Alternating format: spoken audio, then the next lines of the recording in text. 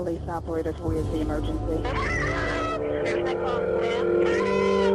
Fire Department 408, where's the fire? This is another call in regards to work.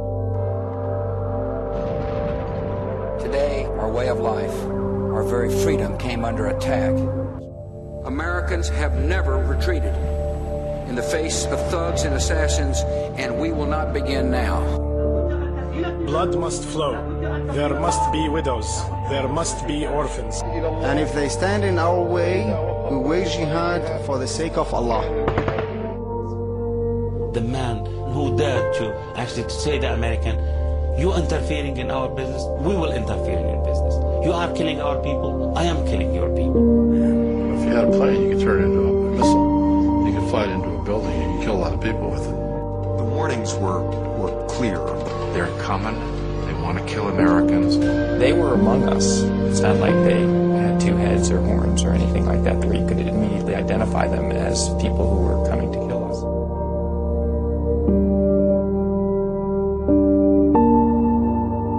He keeps coasting, but it looks like he's going into one of the small airports down there. So trying to bring him up.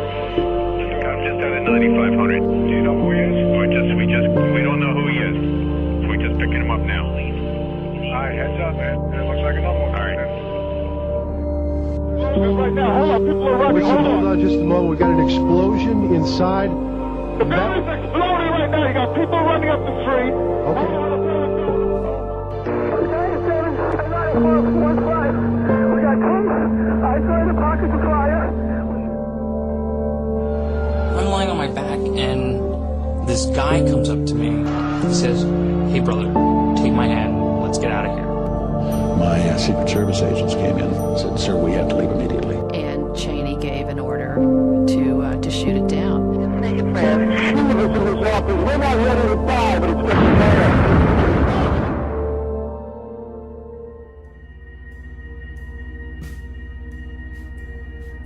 We will make no distinction between the terrorists who committed these acts and those who harbor them. And they won a huge victory on that day. And it was a huge defeat for us. And tonight, the United States of America makes the following demands on the Taliban. Deliver to United States authorities all the leaders of Al-Qaeda who hide in your land.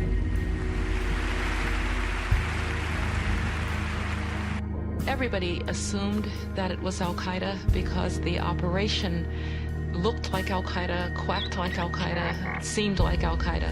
The enemy was Al-Qaeda, and as he said at the time, we know where they live. We know where Osama bin Laden lives. He's hiding someplace in Pakistan, probably on the border, and he's being hosted by Afghan and Pakistani tribals who live in that ungoverned area. He's welcomed there because he's a hero to them now. He defies the world in the name of Islam. He's bigger than life because he's eluded us. You read the stories about what these people did on the ground in Afghanistan, and it's like you could make movies out of it. It's so fantastic. I'm looking for bin Laden right away. I want to start killing him and his people immediately. We had intelligence that continued to develop that bin Laden and Zawahiri were in Afghanistan, probably in the eastern areas, hiding out there. I want you killing the enemy in 48 hours. Find them and destroy them.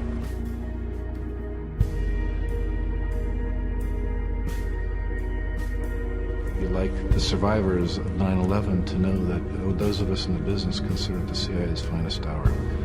We went in to kick ass, and we did. In Afghanistan, the Al-Qaeda who refused to surrender have been killed. The hunt is on. President Bush today met with his national security advisor. President Bush will spend today at Camp David with his national... Today, President Bush will focus on military strategy. I said that we are not going to deal effectively with global terrorism if states can support and sponsor and harbor terrorists without penalty. States like these and their terrorist allies constitute an axis of evil, arming to threaten the peace of the world.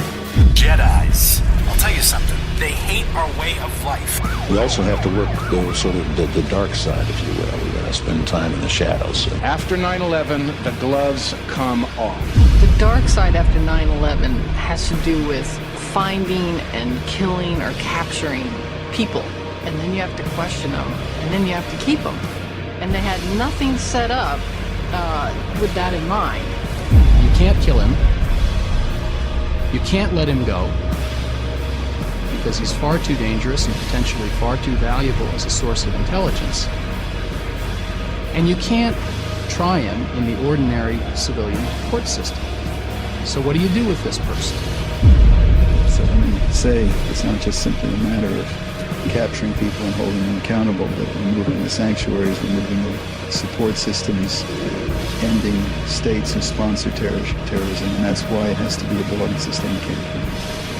We go forward to defend freedom and all that is good and just in our world. Thank you. Good night, and God bless America.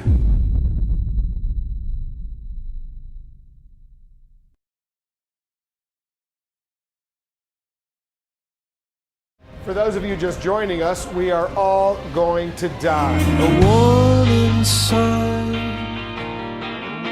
I missed the good part and I realized I started looking and the bubble burst.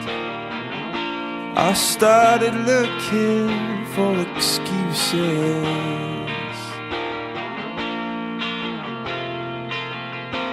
Come on in, I've gotta tell you what a state I'm in.